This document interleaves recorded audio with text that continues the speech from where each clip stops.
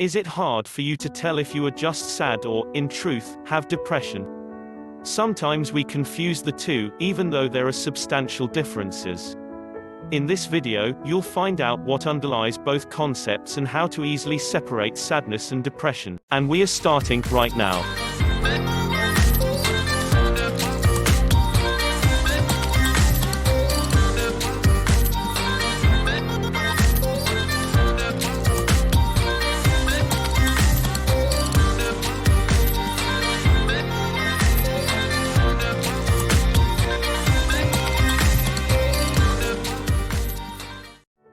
Sadness versus depression, the essentials.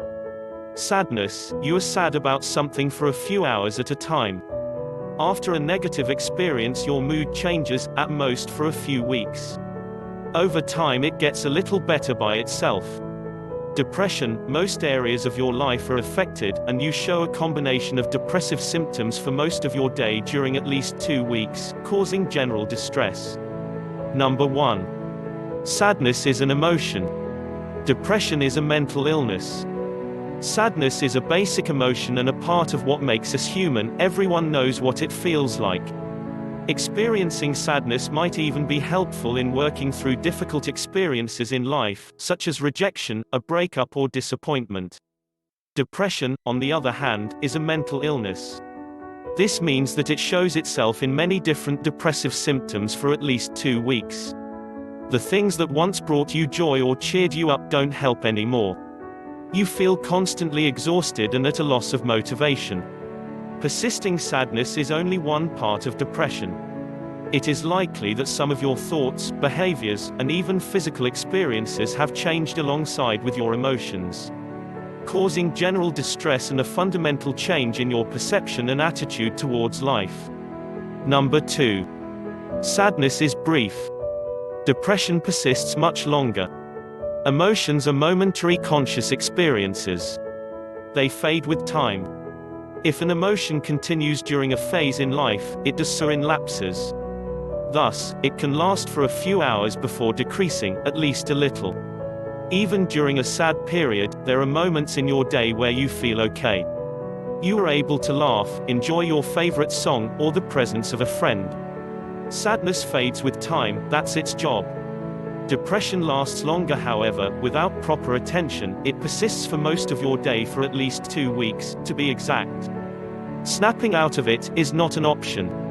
All the symptoms you are having appear to be constant, although they might be worse during the morning. Nonetheless, depression defines your entire day. It seems unthinkable that you will ever feel better again. Number 3. Sadness is a specific reaction. Depression is an abnormal general state. Sadness usually is a reaction to something, for instance a painful event. Your sadness is caused by this particular experience and it is a normal and healthy, nonetheless often unpleasant, emotion. But depression often occurs without any apparent reason. Maybe your life seems like it should be fine. During depression, your symptoms don't only occur when thinking of a certain event or person. They are present within nearly every situation. Your concentration might be lower. You have a negative view on the future, you possibly feel unreasonably guilty or suffer from a helpless feeling of being out of control.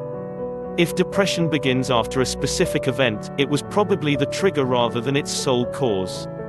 In this case, your behavior and reaction are out of proportion with the event and it is harmful to you.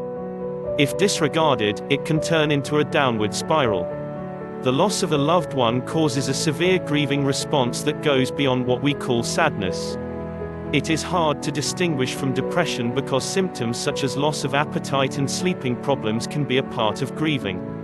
Grief tends to be a long process that comes in waves. Like sadness, grief tends to fluctuate from day to day. Depression does not so much. Usually, grieving individuals tend to accept help and support, whereas people with depression pull back and isolate themselves. Additionally, people with depression can experience feelings of guilt or a decline in self-esteem, while sad or grieving individuals usually do not. Number 4. Sadness temporarily changes your mood. Depression changes your life. During a sad day or week, your mood changes. Your mind might be preoccupied and you can find yourself falling back to sad thoughts. However, you can still go about your day normally. When you are clinically depressed, however, your daily life has become difficult to endure. Your life has changed. Maybe your friends are noticing it too. You might be having a harder time falling or staying asleep. Maybe your appetite or your sex drive has gone down. You might be experiencing lower self-esteem. You have lost interest and joy in your favorite activities, constantly feeling weary and without energy. Number 5. Sadness is subjective. Depression is diagnosed. It is up to you to say that you are sad. No one can deny that you are sad, it is something you experience subjectively and independently. Depression, on the other hand, has set criteria and requires an official diagnosis. After all, not only the time period is key to the diagnosis, also a specific combination of core and additional symptoms. Consequently, a depression test is necessary. If you are still uncertain, keeping track of your emotions, cognition, and physical experiences can support the detection of depression. The free Mood Path app regularly measures all depressive symptoms. The app, created to help you detect depressive symptoms and episodes, will ask you questions 3 times a day over the course of 2 weeks, giving you a sound doctor's letter at the end of that period. This way you'll be able to rule out any remaining doubts and gain a deeper understanding of what it is you're experiencing.